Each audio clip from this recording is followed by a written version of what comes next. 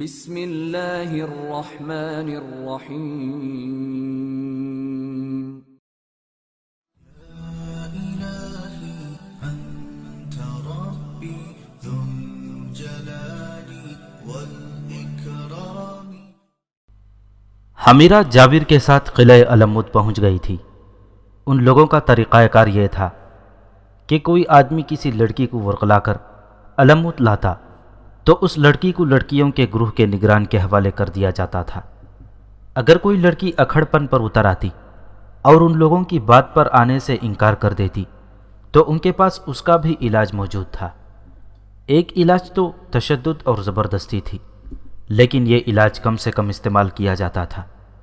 ان لوگوں کے پاس بڑے ہی پیارے اور دل کو لبھانے والے طریقے تھے جو بڑی اکھڑ لڑکیوں کو بھی موم کر لیتے تھے۔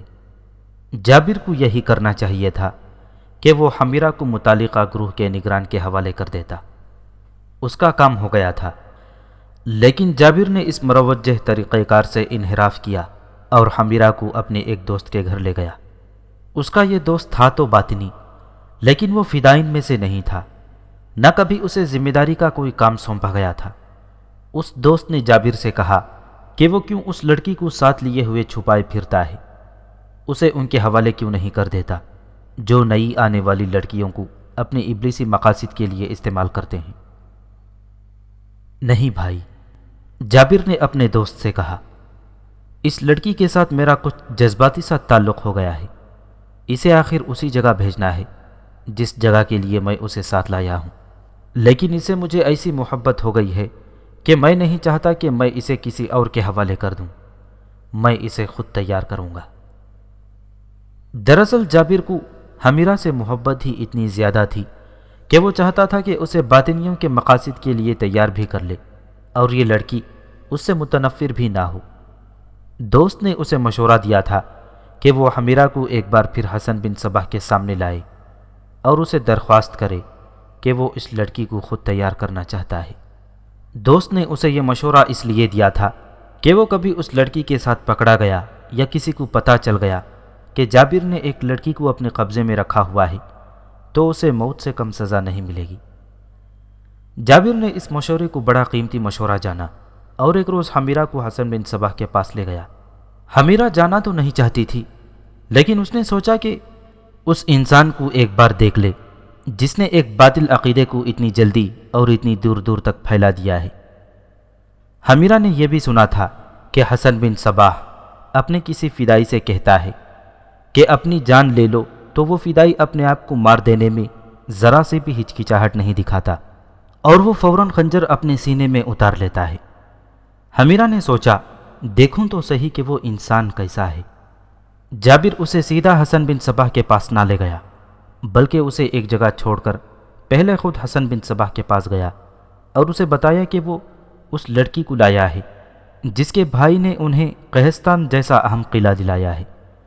حسن بن صباح کو معلوم تھا کہ یہ قلعہ بند شہر کس طرح اس کے قبضے میں آیا ہے۔ جابر نے حسن بن صباح کو پوری تفصیل سنائی۔ تم اب چاہتے کیا ہو؟ حسن بن صباح نے پوچھا۔ یا شیخ الجبل، جابر نے کہا، میں اس لڑکی کو کچھ انعام دینے کی درخواست کرتا ہوں۔ میں چاہتا ہوں کہ میں اسے خود تیار کروں، اس پر تشدد نہ ہو یا اسے حشیش نہ پلائی جائے اور اسے دھوکے میں بھی نہ رکھا جائے۔ اگر میں اسے باقاعدگی ہوش و حواس تیار کر لوں تو یہ لڑکی پہاڑوں کو اپنے قدموں میں جھکا دے گی۔ میرا خیال ہے کہ تم خود انعام لینا چاہتے ہو، حسن بن صباح نے کہا۔ ایک خوبصورت اور نوجوان لڑکی سے بڑھ کر اور کیا انعام ہو سکتا ہے؟ کیا تم انعام کے طور پر اس لڑکی کو اپنے پاس رکھنا چاہتے ہو؟ یا شیخ الجبل، جابر نے سر جھکا کر کہا، جس روز میرے دل میں یہ آئی کہ میں اپنے امام کو دھوکا دوں، اس روز میں اپنے خنجر سے اپنے آپ کو ختم کر لوں گا۔ میں اس لڑکی کو اپنے ساتھ لایا ہوں، مجھے پوری امید ہے کہ آپ کے پاس تھوڑی سی دیر بیٹھی تو اس کا اکھڑ پن ختم ہو جائے گا۔ میں آپ کو بتا چکا ہوں کہ اس لڑکی کے دل میں آپ کی اور ہم سب کی نفرت بھری ہوئی ہے۔ میں یہ بھی عرض کر دیتا ہوں کہ اس کے دل میں میری محبت مجزن ہے، آپ اسے ایک نظر دیکھ لیں۔ حسن بن صباح کے اشارے پر جابر اٹھا اور باہر جا کر حمیرہ کو اپنے ساتھ لے آیا۔ حمیرہ حسن بن صباح کے سامنے بیٹھ گئی۔ حسن بن صباح کے ہونٹوں پر تبسم تھا اور یوں لگتا تھا جیسے اس شخص کی آنکھیں بھی مسکرا رہی ہوں۔ ان مسکراتی آنکھوں نے حمیرہ کو جیسے جکڑ لیا ہو اور حمیرہ کی آنکھوں میں پلک جھپکنے کی بھی سکت نہ رہی ہو۔ حمیرہ نے محسوس کیا کہ جیسے حسن بن صباح کی آنکھوں سے غیر مرئی اور بڑے پیارے رنگوں والی شعاعیں پھوٹ رہی ہوں اور شعاعیں حمیرہ کی آنکھوں کے ذریعے اس کے جسم میں داخل ہو رہی ہوں۔ حمیرہ اپنی ذات میں تبدیلی سی محسوس کرنے لگی۔ اس کے اندر ایسا احساس بیدار ہونے لگا جیسے حسن بن صباح اتنا قابل نفرت نہیں ہے جتنا وہ سمجھتی تھی۔ اسے معلوم نہیں تھا کہ حسن بن صباح نے یہ پراسرار طاقت بڑی محنت سے اور استادوں کے قدموں میں سجدے کر کر کے حاصل کی ہے۔ ایک بات بتاؤ لڑکی، حسن بن صباح نے مسکراتے ہوئے پوچھا، تمہارے دل میں کسی کی محبت تو ضرور ہوگی؟ ہاں، حمیرہ نے کہا، میرے دل میں اپنے اللہ کی محبت ہے۔ اس کے بعد کون؟ اللہ کے آخری رسول صلی اللہ علیہ وسلم، حمیرہ نے جواب دیا۔ اس کے بعد اپنے بھائی منور الدولہ کی محبت میرے دل میں رچی بسی ہوئی ہے، حمیرہ نے جواب دیا۔ اور اس کے بعد؟ حمیرہ نے جابر کی طرف دیکھا اور زبان سے کچھ بھی نہ کہا۔ ایک بات بتا لڑکی، حسن بن صباح نے کہا، جس دل میں محبت کا سمندر موجزن ہے اس میں نفرت کہاں سے آ گئی؟ حمیرہ نے چونک کر حسن بن صباح کی طرف دیکھا لیکن کہہ کچھ بھی نہ سکی۔ جا لڑکی، حسن بن صباح نے کہا، تم قدرت کے حسن کا شاہکار ہو، تم پھول ہو جو خوشبو دیا کرتے ہیں، اپنے پھول جیسے حسن میں نفرت کی بدبو نہ بھرو۔ جاؤ، جابر کے ساتھ رہو، جب تمہارے دل سے نفرت نکل جائے گی، اور ضرور نکلے گی، پھر تمہارا دل تمہیں کہے گا کہ چلو اسی شخص کے پاس، پھر تم خود میرے پاس آؤ گی۔ حمیرہ آنکھیں حسن بن صباح کی آنکھوں سے آزاد نہ کر سکی۔ اسے اٹھنا تھا لیکن نہ اٹھی، اس پر کچھ اور ہی کیفیت طاری ہو گئی تھی اور وہ اپنی ذات میں کوئی ایسا تاثر محسوس کر رہی تھی جیسے وہ یہاں سے اٹھنا نہیں چاہتی۔ اگر جابر اس کا بازو پکڑ کر نہ اٹھاتا تو وہ وہیں بیٹھی رہتی۔ جابر حمیرہ کو ساتھ لے کر وہاں سے نکل آیا۔ جابر کے دوست کے گھر پہنچنے تک حمیرہ نے کوئی بات نہ کی۔ وہ اپنے آپ میں کوئی تبدیلی محسوس کر رہی تھی جسے وہ سمجھنے سے قاصر تھی۔ وہ انسان اور ابلیس کے اس پہلو سے ناواقف تھی کہ جب کوئی انسان اپنے آپ میں ابلیسی اوصاف پیدا کر لیتا ہے تو اس میں ایسی کشش پیدا ہو جاتی ہے کہ خادم کردار والے لوگ اس کی طرف کھینچے ہوئے چلے جاتے ہیں۔ اگر وہ بدصورت ہو تو بھی دیکھنے والوں کو خوبصورت لگتا ہے۔ اس کی زبان میں ایسا طلسماتی تاثر ہو جاتا ہے کہ وہ جب بات کرتا ہے تو سننے والوں کے دلوں میں اس کا ایک ایک لفظ اترتا چلا جاتا ہے۔ یہ تو اللہ تعالیٰ نے قرآن میں فرمایا ہے کہ جو انسان میرے راستے سے ہٹ کر ابلیس کا گرویدہ بن جاتا ہے اس پر میں ایک ابلیس مسلط کر دیا کرتا ہوں۔ حمیرہ اس لیے بھی حسن بن صباح کا اچھا تاثر لے کر آئی تھی کہ وہ تو اپنی دنیا کا بادشاہ تھا، اس کے پیروکار اسے نبی بھی مانتے تھے۔ وہ جسے چاہتا ایک اشارے پر قتل کروا دیا کرتا تھا۔ یہ شخص کہہ سکتا تھا، جابر تم جاؤ اور اس لڑکی کو میرے پاس رہنے دو، لیکن حسن بن صباح نے جیسے حمیرہ کے حسن و جوانی کی طرف توجہ دی ہی نہیں تھی، اس لحاظ سے وہ جابر کے کردار کی بھی قائل ہو گئی تھی۔ اتنے دن اور اتنی راتیں جابر کے ساتھ رہ کر اس نے دیکھا کہ جابر نے کبھی اس سے پیار اور محبت کی باتوں کے سوا کوئی بیہودہ بات یا حرکت نہیں کی تھی۔ حمیرہ کو اپنا بھائی، ماں اور چھوٹے بہن بھائی یاد آتے تھے۔ اسے اپنے بھائی کی بیوی اور اس کے بچے بھی یاد آتے تھے، لیکن وہ گھر سے کبھی واپس نہ جانے کے لیے نکلی تھی۔ وہ اس کوشش میں لگی رہتی تھی کہ ان سب کو دل سے اتار دے۔ ایک دو دنوں بعد جابر نے حمیرہ سے کہا کہ آؤ تمہیں یہاں کا قدرتی حسن دکھاؤں۔ تم کہہ اٹھو گی کہ اگلے جہان کی جنت اس سے خوبصورت کیا ہوگی۔ وہ دونوں شہر سے باہر نکل گئے۔ قلعہ اور یہ شہر پہاڑی کے اوپر تھے۔ دور جا کر وہ اس پہاڑی سے اترے۔ آگے دریا تھا۔ دریا اور پہاڑی کے درمیان ذرا کشادہ میدان تھا جس میں بڑے خوبصورت اور دلنشین پودے تھے۔ درخت اور گھاس تھی۔ حمیرہ کو یہ جگہ بہت ہی اچھی لگی۔ اس کے دل پر جو بوجھ سا اور گرفت سی تھی وہ کم ہونے لگی۔ اس نے محسوس کیا جیسے وہ یہاں سے واپس نہیں جا سکے گی۔ جابر اسے دریا کے کنارے لے گیا۔ یہ کنارہ بہت ہی اونچا تھا۔ دریا بہت نیچے بہتا چلا جا رہا تھا۔ وہاں دریا کا پارٹ تنگ تھا، سامنے والا کنارہ ابھی اونچا تھا، وہاں سے دریا مڑتا بھی تھا، اس لیے وہاں پانی کا جوش بڑا ہی زیادہ تھا اور دریا میں بھنور بھی پیدا ہو رہا تھا۔ یہ دراصل پہاڑی تھی جسے کاٹ کر دریا گزر رہا تھا۔ جابر اور حمیرہ اس کنارے پر کھڑے ہو کر نیچے دیکھنے لگے۔ یہاں سے دریا میں کوئی گر پڑے تو کیا وہ بچ کر نکل آئے گا؟ حمیرہ نے پوچھا۔ ناممکن، جابر نے جواب دیا۔ کوئی تیراک بھی نہیں نکل سکے گا کیونکہ پاٹ تنگ ہے اور پانی زیادہ اور تیز بھی ہے اور دریا یہاں سے مڑتا بھی ہے۔ یہ دریا یہاں سے کھڑے ہو کر دیکھو تو ہی اچھا لگتا ہے۔ اپنے امام کے پاس پھر کبھی لے چلو گے؟ حمیرہ نے پوچھا۔ کیا تم اس کے پاس جانا چاہو گی؟ جابر نے مسکراتے ہوئے پوچھا۔ میں محسوس کرتی ہوں کہ مجھے اس کے پاس ایک بار پھر جانا چاہیے، حمیرہ نے کہا اور پھر آہ بھر کر بولی۔ اپنے بھائی کو، ماں کو اور بھائی کے بچوں کو دل سے اتارنے کی کوشش کر رہی ہوں، لیکن وہ سب بہت یاد آ رہے ہیں۔ میں تمہیں ایک بات بتاتا ہوں، جابر نے کہا اور کچھ توقف کے بعد بولا۔ تم ان سب کو بھول ہی جاؤ تو بہتر ہے، تمہارا بھائی اس دنیا میں نہیں رہا۔ کیا کہا؟ حمیرہ نے تڑپ کر پوچھا۔ وہ اس دنیا میں نہیں رہا؟ کیا ہوا اسے؟ اسے قتل کر دیا گیا تھا، جابر نے کہا۔ اس کے بیوی بچوں کا اور تمہاری ماں اور بہن کا بھی یہی انجام ہوا۔ میرے بھائی کو کس نے قتل کیا تھا؟ میرے ساتھیوں نے، جابر نے جواب دیا۔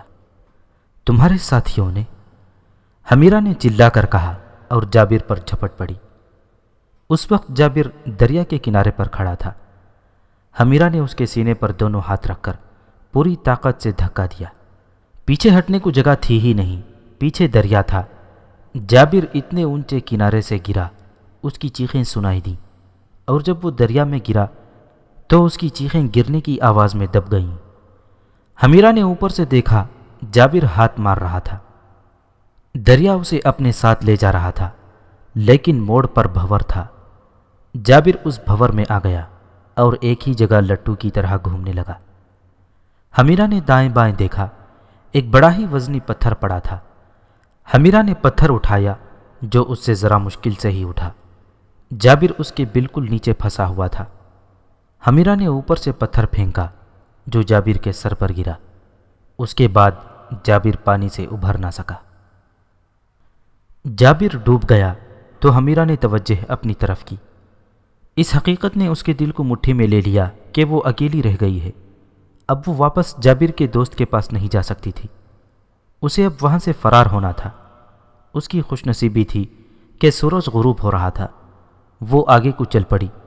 اس نے رو رو کر اللہ کو یاد کیا اور تیز ہی تیز چلتی چلی گئی، اور جب سورج غروب ہو گیا تو وہ گھنے جنگل میں پہنچ چکی تھی۔ وہ اس خیال سے دوڑ پڑی کہ رات ہی رات وہ اتنی دور نکل جائے کہ کوئی اس کے تعاقب میں نہ آ سکے۔ رات تاریک ہوتی چلی گئی۔ حمیرہ کو راستے کا کچھ اندازہ تھا، وہ اس راستے پر ہو لی۔ علمود کا قلعہ اور شہر اندھیرے میں چھپ گئے تھے۔ حمیرہ نے اللہ کا نام لے کر اپنے حوصلے مضبوط کرنے کی کوشش شروع کر دی۔ وہ چلتی چلی گئی۔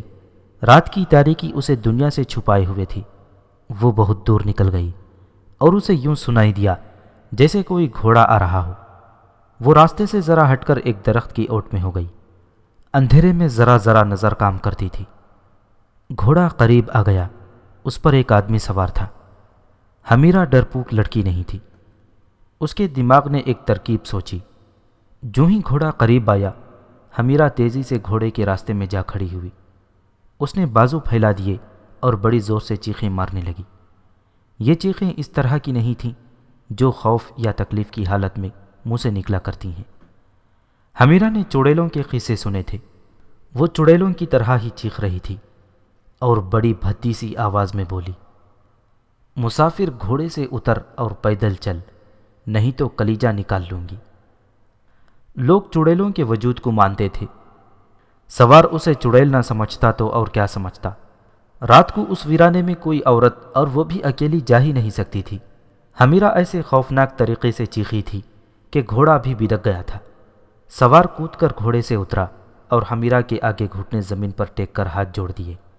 وہ بری طرح کانپ رہا تھا، وہ چڑیل سے اپنی جان کی بخشش مانگ رہا تھا۔ حمیرہ اسے نظر انداز کر کے گھوڑے کے پاس گئی، رکاب میں پاؤں رکھا اور گھوڑے پر سوار ہو گئی۔ اس نے گھوڑا موڑا اور ایڑ لگا دی۔ وہ شہ سوار تھی اور مضبوط دل والی لڑکی تھی۔ اچھی نسل کا گھوڑا دوڑا تو بہت تیز، لیکن حمیرہ کو خیال آ گیا کہ وہ جائے گی کہاں۔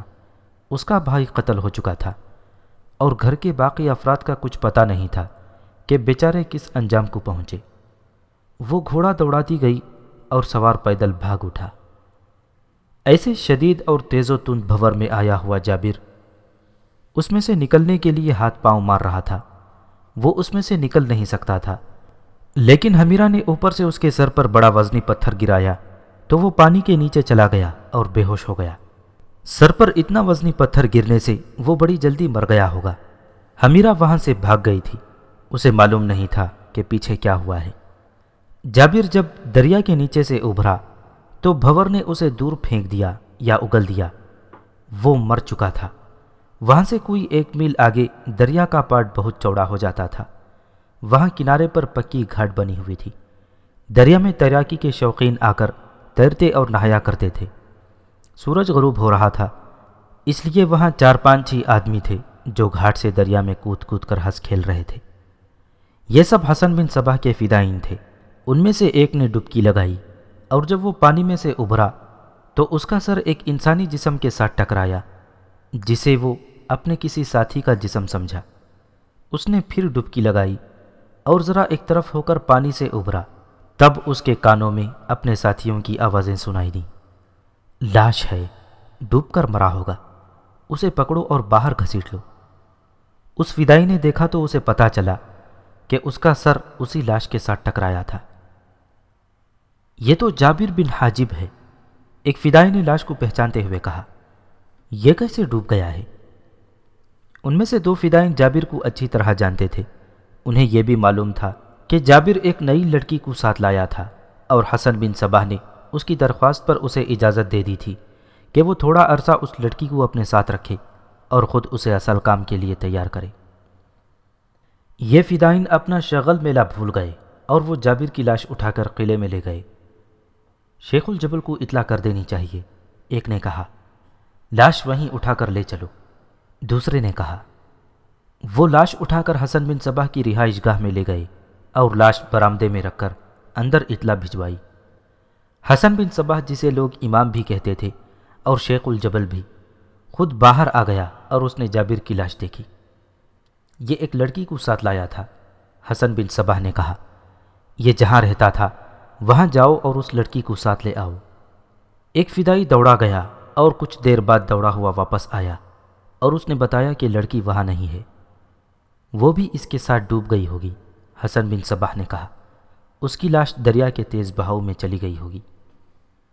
جابر کی لاش دریا کے کنارے کنارے بہی جا رہی تھی جہاں پانی کا بہاؤ تیز نہیں تھا۔ یہ تو کسی کے ذہن میں آئی ہی نہیں اور آ سکتی بھی نہیں تھی کہ حمیرہ نے جابر کو اونچے کنارے سے دھکا دے کر دریا میں پھینکا تھا۔ رات گہری ہو گئی تھی، اس لیے یہ معلوم نہیں کیا جا سکتا تھا کہ حمیرہ کہاں غائب ہو گئی ہے، یا یہی یقین کر لیا جاتا کہ وہ بھی ڈوب کر مر گئی ہے۔ اسے لے جاؤ، حسن بن صباح نے کہا۔ اس کے کفن و دفن کا انتظام کرو اور منادی کرا دو کہ اس کا جنازہ کل دوپہر کے وقت ہوگا اور جنازہ میں پڑھاؤں گا۔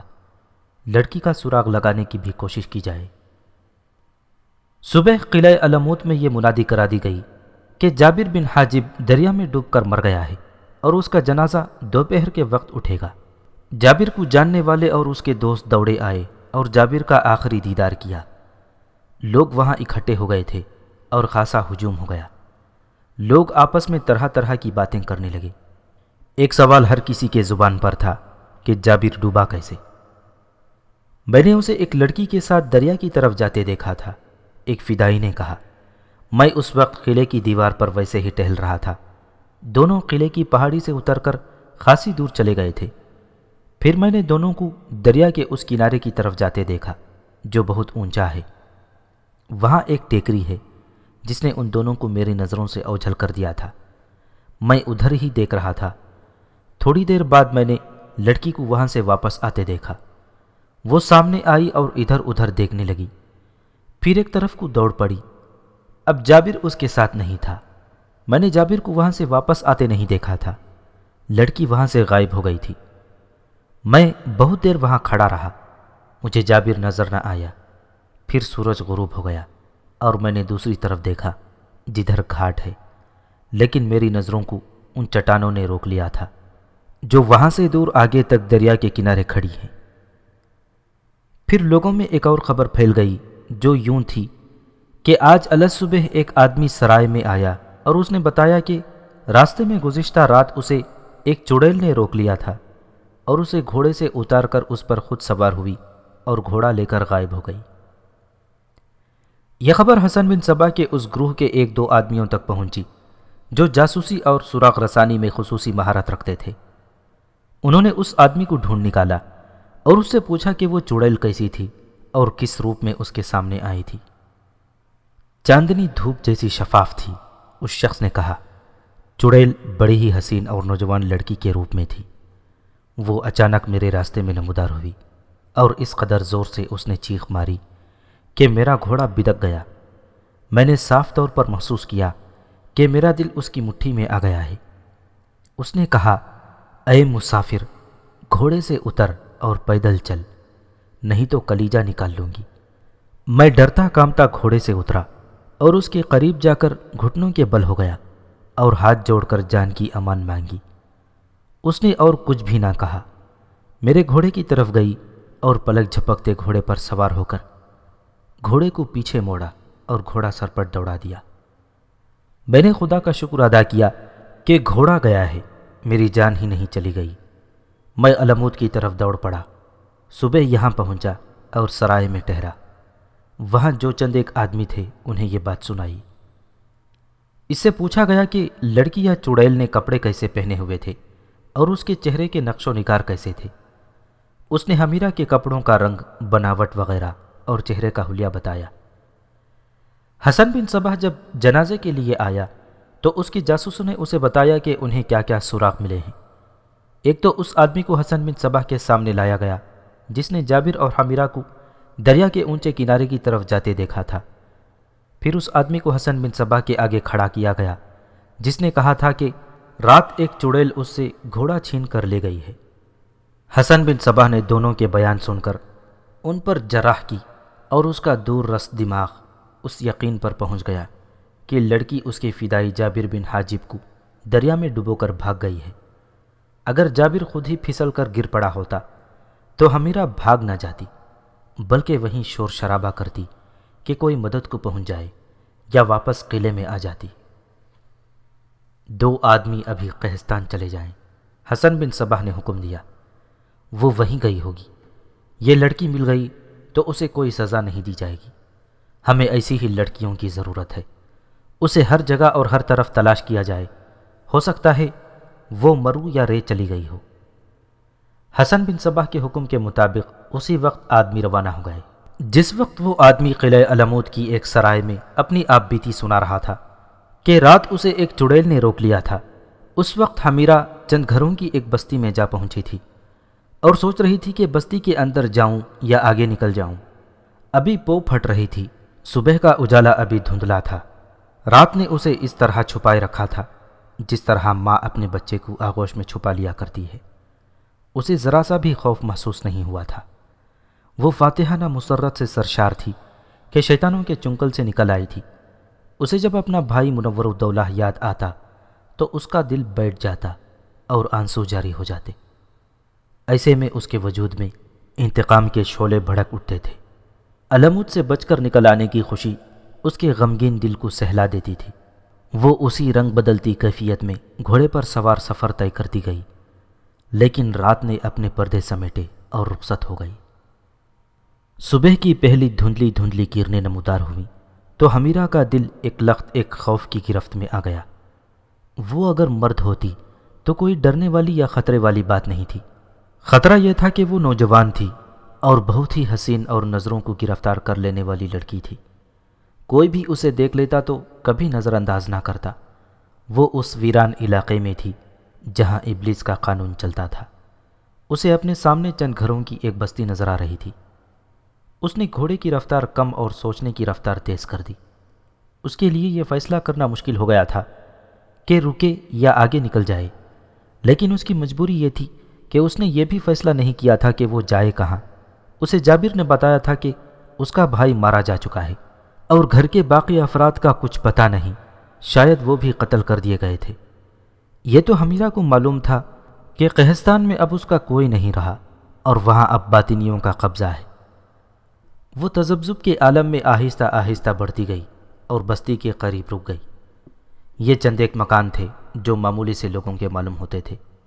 ایک مکان باقی سب سے بہت مختلف تھا۔ وہ کسی امیر آدمی کا مکان معلوم ہوتا تھا۔ اس کا دروازہ بڑا خوبصورت اور اونچا تھا۔ حمیرہ اس دروازے سے 15-20 قدم دور گھوڑا رو کے کھڑی تھی۔ دروازہ کھلا اور اس میں سے ایک سفید ریش بزرگ باہر آیا۔ اس نے لمبا سفید چوغا پہن رکھا تھا جو اس کے ٹخنوں تک چلا گیا تھا۔ اس کے سر پر کپڑے کی ٹوپی تھی اور ہاتھ میں چھوٹے سے فرائی پین کی شکل کا ایک برتن تھا جس میں سے دھواں نکل رہا تھا۔ اس نے حمیرہ کو دیکھا تو آہستہ آہستہ چلتا اس کے سامنے جا کھڑا ہوا۔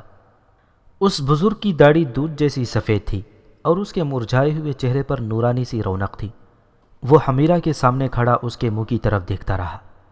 حمیرہ نے اپنا چہرہ اس طرح چھپا لیا تھا کہ اس کی صرف آنکھیں نظر آتی تھیں۔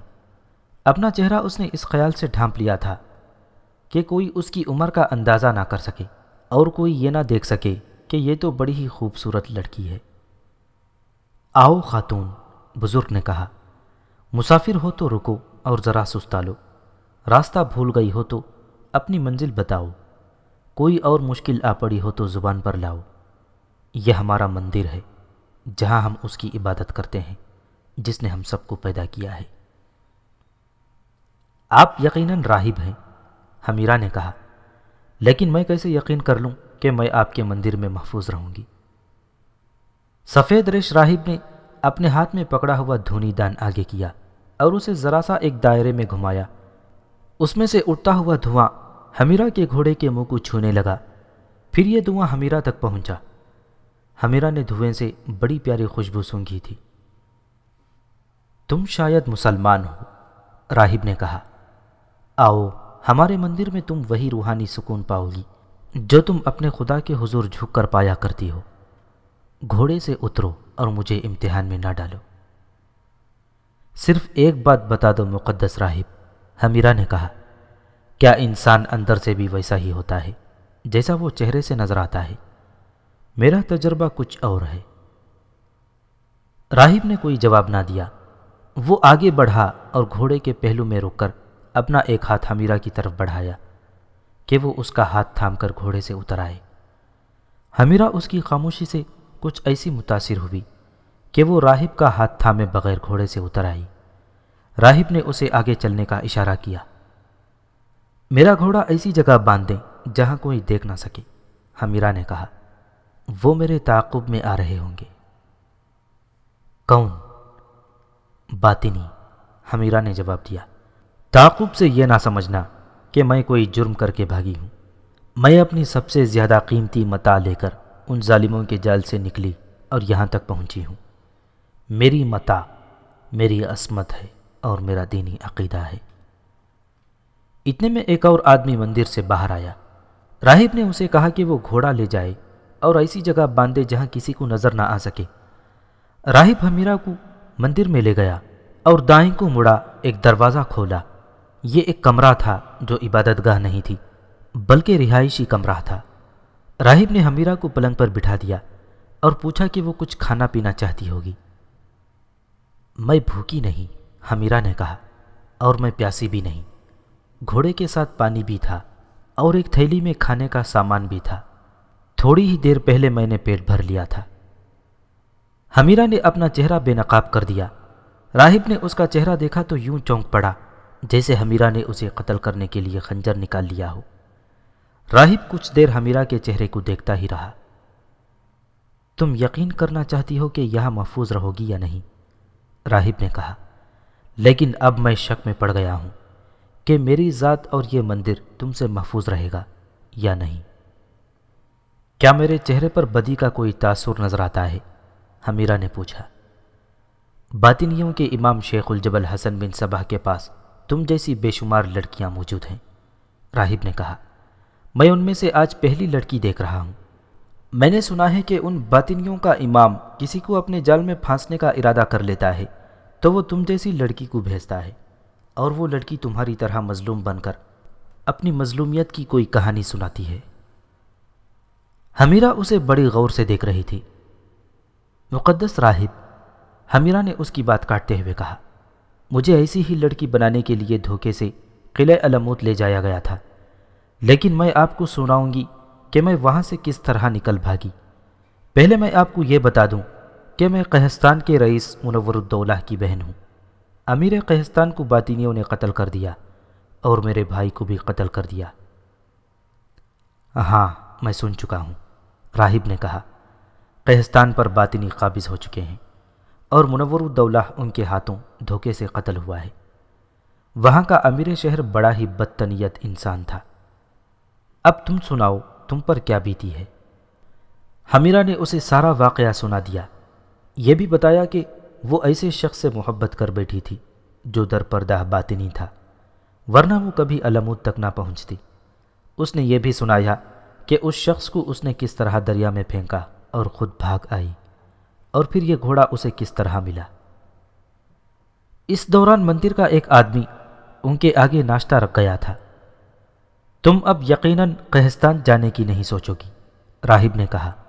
قہستان کو اب دل سے اتار دو۔ پھر میں کہاں جاؤں؟ حمیرہ نے پوچھا۔ سلجوقی سلطان کے پاس، راہب نے جواب دیا۔ وہی ایک ٹھکانہ ہے جہاں تم جا سکتی ہو اور جہاں تمہیں پناہ مل سکتی ہے۔ مرو یا رے، میں یہ نہیں کہہ سکتا کہ نیا سلجوقی سلطان کیسا آدمی ہے۔ وہ جو نیک آدمی تھا اور جس نے باطنیوں کو ہمیشہ کے لیے ختم کرنے کا عزم کر رکھا تھا، وہ مر چکا ہے۔ اس کا نام سلطان ملک شاہ تھا۔ اب اس کا بیٹا برقیارق سلطان ہے۔ بہتر یہ ہوگا کہ تم رے چلی جاؤ۔ وہاں کا حاکم ابو مسلم رازی بڑا ہی نیک بزرگ اور عالم دین ہے۔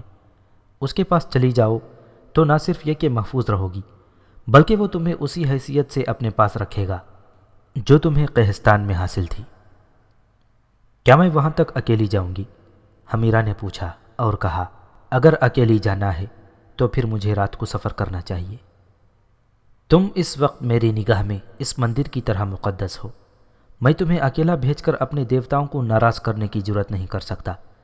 میرے 2 آدمی تمہارے ساتھ جائیں گے اور تمہیں کسی اور بھیس میں بھیجا جائے گا۔ حمیرہ نے ایسا سکون محسوس کیا جیسے اس پر کسی نے پہاڑ جیسا بوجھ ڈال دیا تھا اور یہ بوجھ یکلخت ہٹا دیا گیا ہو۔ مقدس راہب، حمیرہ نے پوچھا، میرا مستقبل کیا ہوگا؟ کیا وہ اجنبی لوگ مجھے کسی اور دھوکے میں نہیں ڈال دیں گے؟ تم کون ہو؟ کچھ بھی نہیں، راہب نے کہا۔ میں کیا ہوں؟ کچھ بھی نہیں۔ تم یہ پوچھو کہ اسلام کا مستقبل کیا ہوگا، اور میں یہ سوچ رہا ہوں کہ میرے مذہب کا مستقبل کیا ہوگا۔ تمہیں اور مجھے اس اللہ نے دنیا میں بھیجا ہے جسے ہم خدا کہتے ہیں۔ ہمیں یہ دیکھنا ہے کہ خدا نے جس مقصد کے لیے ہمیں پیدا کیا ہے ہم پورا کر رہے ہیں یا نہیں۔ وہ مقصد کیا ہے؟ بنی نوع انسان کی محبت۔ اسلام کا مستقبل آپ کو کیا نظر آتا ہے؟ حمیرہ نے پوچھا۔ کچھ اچھا نظر نہیں آتا، راہب نے جواب دیا۔ اس وقت سب سے بڑا مذہب اسلام ہے، لیکن اس کی جو بڑائی ہے وہ چھوٹی ہوتی جا رہی ہے۔ باطنی اسلام کے لیے بہت بڑا خطرہ بن گئے ہیں۔ جھوٹ موٹ کا یہ عقیدہ بڑی ہی تیزی سے پھیلتا چلا جا رہا ہے۔ حسن بن صباح نے ابلیسیت کو جائز قرار دے کر رائج کر دیا ہے۔ انسان لذت پرستی کی طرف مائل ہوتا جا رہا ہے۔ عورت اور شراب میں اسے جو لذت ملتی ہے وہ خدا پرستی میں کہاں مل سکتی ہے؟ تم نے مستقبل کی بات کی ہے۔ ایک وقت آئے گا کہ حسن بن صباح دنیا میں نہیں ہوگا، اور اس کا عقیدہ آہستہ آہستہ مٹ جائے گا، لیکن لوگ عیش و عشرت کو نہیں مٹنے دیں گے۔ حسن بن صباح کسی نہ کسی روپ میں زندہ رہے گا۔ لذت پرستی کا یہ رجحان مسلمانوں کو دمک کی طرح چاٹتا رہے گا، اور ایک وقت آئے گا کہ مسلمان برائے نام مسلمان رہ جائیں گے، ان میں وہ طاقت نہیں رہے گی جو ہوا کرتی تھی۔ مجھے آپ کس وقت یہاں سے روانہ کریں گے؟ حمیرہ نے پوچھا۔ سورج غروب ہونے کے بعد، راہب نے جواب دیا۔ سلطان برق یارق کا وزیر اعظم عبد الرحمن سمیری برق یارق کی ماں کے پاس بیٹھا ہوا تھا۔ ماں کے آنسو بہہ رہے تھے۔ کیا اپنے بیٹے برق یارق پر آپ کا کچھ اثر نہیں رہا؟ عبد الرحمن سمیری نے پوچھا۔ تم اثر کی بات کرتے ہو؟ برق یارق کی ماں نے جواب دیا۔ وہ تو یہ بھی بھول گیا ہے کہ میں اس کی ماں ہوں۔ کئی دنوں سے میں نے اس کی صورت بھی نہیں دیکھی، البتہ اس کی ملکہ روزینہ کبھی نظر آتی ہے تو وہ میرے ساتھ کوئی بات نہیں کرتی۔ اگر کوئی بات کرتی بھی ہے تو وہ حکم کے لہجے میں کرتی ہے۔ اپنے بھائیوں کے ساتھ برق یارق کا سلوک اور برتاؤ دن بدن خراب ہوتا جا رہا ہے۔ میں ڈرتی ہوں کہ بھائی ہی کہیں آپس میں نہ ٹکرا جائیں۔ میں آپ کے ساتھ یہی بات کرنے آیا ہوں، عبد الرحمن سمیری نے کہا۔ سلطان برق یارق کاروبار سلطنت میں کوئی دلچسپی نہیں لے رہے۔ فوج کو ابھی تک تنخواہ نہیں ملی۔ سلطان ملک شاہ مرحوم کے دور حکومت میں ایسا کبھی نہیں ہوا تھا۔ فوج برق یارق سے بیزار ہوتی چلی جا رہی ہے۔ ادھر باطنی پھیلتے اور غالب آتے جا رہے ہیں۔ اگر ہم نے فوج میں بیزاری اور مایوسی پیدا کر دی تو سلجوقی سلطنت کا اللہ ہی حافظ ہے۔ کیا تم نے اسے یہ بات بتائی ہے؟ ماں نے پوچھا۔ نہیں، عبد الرحمن سمیری نے جواب دیا۔ بات کہاں کروں، وہ تو باہر ہی نہیں نکلتے۔ تم یہیں بیٹھو، اس نے اٹھتے ہوئے کہا۔ میں اسے باہر نکالتی ہوں، میں آخر ماں ہوں۔ نہیں، عبد الرحمن سمیری نے اٹھ کر برق یارق کی ماں کو روکتے ہوئے کہا۔ آپ اس کے پاس نہ جائیں، وہ بدتمیزی پر اتر سکتا ہے۔ اگر اس نے آپ کے ساتھ بدتمیزی کی تو میں نہیں بتا سکتا کہ میں کیا کر گزروں گا۔ برق یارق کی ماں نے اس کی نہ سنی اور ہاتھ سے اسے ایک طرف کر کے باہر نکل گئی۔ اس نے برق یارق کی خوابگاہ کے بند دروازے پر دستک دی۔ دروازہ کھلا اور روزینہ باہر آئی۔ کیا بات ہے؟ روزینہ نے پوچھا۔ ماں اسے کوئی جواب دینے کے بجائے کیواڑ دھکیل کر اندر چلی گئی۔ برق یارق پلنگ پر نیم دراز تھا۔ کیا ہو گیا ہے ماں؟ برق یارق نے غنودگی کے عالم میں پوچھا۔ کیا باہر نکل کر یہ دیکھنا تمہارا کام نہیں کہ کیا ہو رہا ہے؟ ماں نے غصیلے لہجے میں کہا۔ کیا باپ کو تم نے اس وقت تک کبھی اپنی خوابگاہ میں دیکھا تھا؟ تم خارش کے مارے ہوئے کتے کی طرح اس وقت بھی خوابگاہ میں پڑے ہوئے ہو۔ ان کی طبیعت ٹھیک نہیں ہے، روزینہ نے کہا۔ آپ یہاں سے چلی جائیں اور وزیر اعظم سے کہیں کہ وہ اپنا کام کرے۔ میں تم سے مخاطب ہوں برق یارق، ماں نے اپنا لرزتا کانپتا ہاتھ برق یارق کی طرف بڑھا کر کہا۔ سلطان تم ہو، تمہاری یہ چہیتی بیگم نہیں۔ تمہارے باپ نے یہ فوج باطنیوں کو ختم کرنے کے لیے تیار کی تھی، اور آج تمہیں یہ بھی معلوم نہیں ہے کہ اس فوج کو اس مہینے کی تنخواہ بھی نہیں دی گئی۔ تو پھر کیا قیامت آ گئی ہے؟ برق یارق نے خفگی اور بے رخی سے کہا۔ میں اتنی زیادہ فوج رکھوں گا ہی نہیں۔ میں سالاروں کو بلا کر کہہ رہا ہوں کہ آدھی فوج کو چھٹی دے دیں۔ پھر اپنی ملکہ کو ساتھ لے کر تیار ہو جاؤ، ماں نے کہا۔ تم فوج کی چھٹی کرواؤ اور کچھ ہی دنوں بعد باطنی آ کر تمہاری چھٹی کرا دیں گے۔ ہوش میں آ برق یارق، ہوش میں آ، اپنے باپ کی قبر کی یوں توہین نہ کر۔ یاد کر کے یہ سلطنت کیسی کیسی قربانیاں دے کر قائم کی گئی تھی۔ اپنے آبا و اجداد کی روحوں کو یوں اذیت نہ دے۔ یہ جوانی چند دنوں کا میلہ ہے، ہمیشہ قائم و دائم رہنے والا صرف اللہ ہے۔ آپ انہیں اتنا پریشان تو نہ کریں ماں، روزینہ نے بیزاری کے سے لہجے میں کہا۔ تو خاموش رہ لڑکی، ماں نے روزینہ سے کہا، اور مجھے ماں نہ کہہ، میں اس کی ماں ہوں، اور میں ماں ہوں اس سلطنت کی جو ہمارے بڑے بزرگوں نے اسلام کا پرچم اونچا رکھنے کے لیے بنائی تھی۔ تجھے اس کے ساتھ روحانی دلچسپی ہوتی تو اسے یوں مدہوش کر کے کمرے میں قید نہ رکھتی۔ اچھا ماں، اچھا، برق یارق نے اٹھتے ہوئے یوں کہا جیسے وہ تھکن سے چور تھا۔ تم جاؤ، میں تیار ہو کر باہر نکلتا ہوں۔ میں تمہیں ابھی باہر نکلتا دیکھنا چاہتی ہوں، ماں نے کہا۔ ابھی اٹھ۔ برق یارق آہستہ آہستہ اٹھنے لگا اور ماں کمرے سے نکل آئی۔ روزینہ نے بڑے غصے سے دروازہ بند کر کے زنجیر چڑھا دی اور برق یارق کے پاس چلی گئی۔ کچھ دیر اور لیٹے رہی۔ روزینہ نے برق یارق کے کندھوں پر ہاتھ رکھ کر اسے ذرا سا دھکیلا اور لٹا کر بولی، ماں قابل احترام ہی صحیح، لیکن ماں کو یہ بھی تو دیکھنا چاہیے کہ بیٹا کس حال میں ہے۔ ان لوگوں کو آپ کے ساتھ ذرا سی بھی دلچسپی نہیں۔ آپ کی ماں کو اور دونوں بھائیوں کو صرف سلطنت کا غم کھا رہا ہے۔ معلوم نہیں انہیں یہ خطرہ کیوں نظر آنے لگا ہے کہ ان سے یہ سلطنت چھین جائے گی۔ یہ لوگ بادشاہی چاہتے ہیں۔ روزینہ ابھی تک شب خوابی کے لباس میں تھی۔